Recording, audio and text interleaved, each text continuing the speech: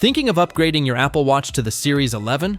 Today we're ripping through the key differences: design, display, health tools, battery, connectivity, and price.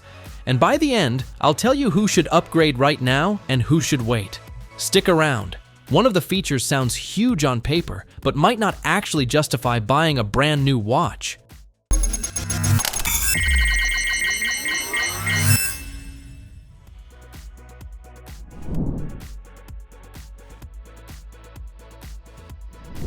If you like the Series 10's refreshed, slim look, the Series 11 gives you that same vibe with a durability focus. Apple calls it their thinnest and toughest watch yet, with Ion X glass that's reportedly twice as scratch-resistant, plus a ceramic coating on top. Translation: if you're clumsy with door frames or gym gear, this could save your screen. If you baby your watch, it's mostly peace of mind. The case sizes and weight stay comfortable for 24/7 wear, and the Series 11 keeps the kind of low-profile fit that disappears on your wrist. On the visual front, there's no dramatic leap. Both use the wide-angle edge-to-edge OLED that made the Series 10 feel so immersive. The Smart Stack and watchOS navigation are still the core experience. Swipe through widgets instead of endlessly scrolling the crown. On paper, this sounds incremental.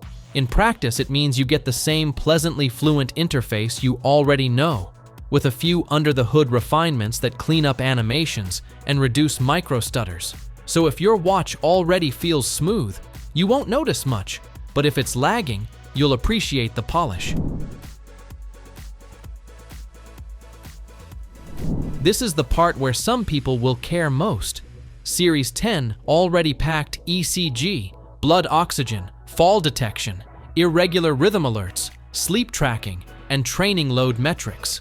Series 11 introduces Sleep Score, a single, easy-to-read rating for your night, and hypertension alerts that scan blood pressure trends in the background.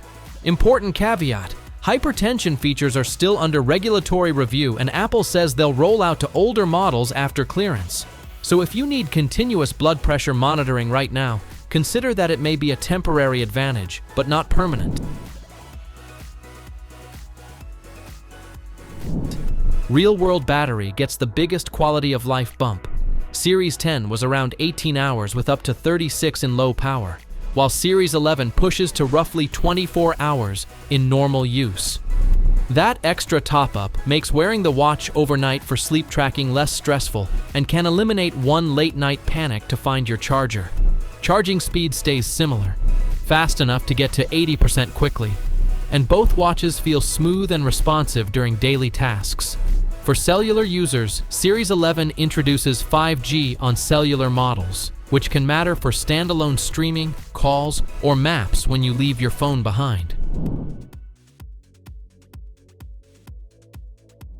Both start at the same $399 entry price, so it's not about sticker shock. Bottom line, if you already own a Series 10, hold off unless the scratch resistance, slightly longer battery, or immediate access to hypertension alerts are must-haves. If you're on a Series 8 or older, the step up to Series 11 feels meaningful, and I'd lean toward the newer model for longer software support and marginally better battery life. First-time Apple Watch buyers should pick the Series 11. It's the most future-proof choice. On paper, Series 11 isn't a revolution. In real life, it's a sensible, incremental upgrade. So what do you think? Series 11, Series 10, or still rocking an older model? Drop your pick and why in the comments. I read them and love the hot takes. If this helps you decide, hit like and subscribe, and ring the bell so you don't miss future hands-on tests and real-world comparisons. Specs tell one story, but real-world use tells the other. Thanks for watching. Catch you in the next one.